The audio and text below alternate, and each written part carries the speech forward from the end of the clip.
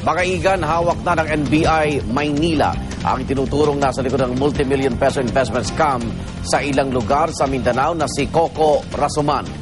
Eksklusibong nakapanayam ng GMA News si Rasuman at narito ang report ni John Consulta.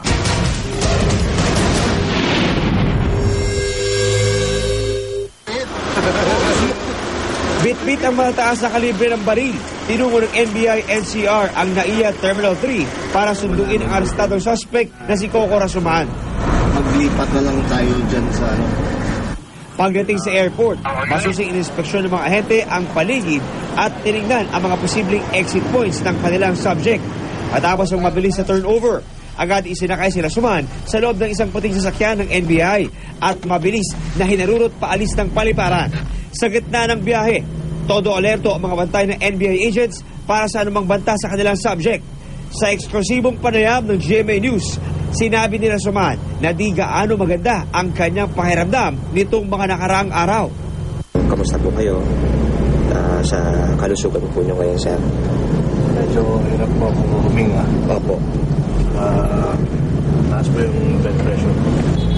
Bukod sa pag-take nyo ng medicines, anong ginagawa nyo, sir, para maibsan, sir, yung sakap sa mga napakiramdam nyo? Pinapapahinga ko na lang. Ano po, sir? Pinapahinga ko na lang.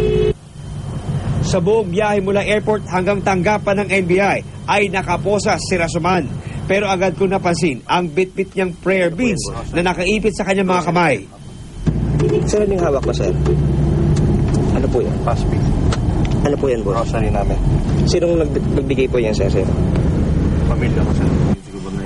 Tikom si Rasuman sa usapin ng kasong kanyang kinakaharap. Pero sa huli, nagawang pasalamatan ni Coco Rasuman ang kanyang pamilya sa patuloy na pagsuporta daw sa kanya sa gitna ng matinding pagsubok na kanyang pinagdadaanan. Maraming pasalamat para sa kanila. Bakit, sir? Dahil may tiwala sa kanila po yung malaking tiwala. Yung tiwala nila sa amin.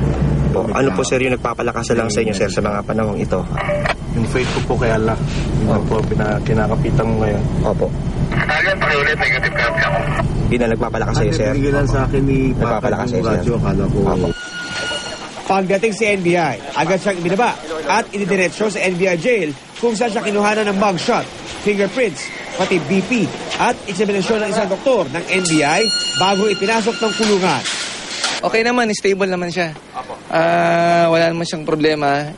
Sabi niya tumataas yung BP niya pero ngayon 130/80 naman. Meron namang maintenance na dun sa hypertension.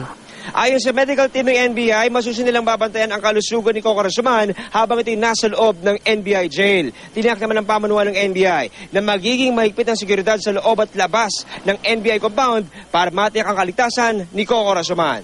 Para sa unang balita, John Consulta reporting.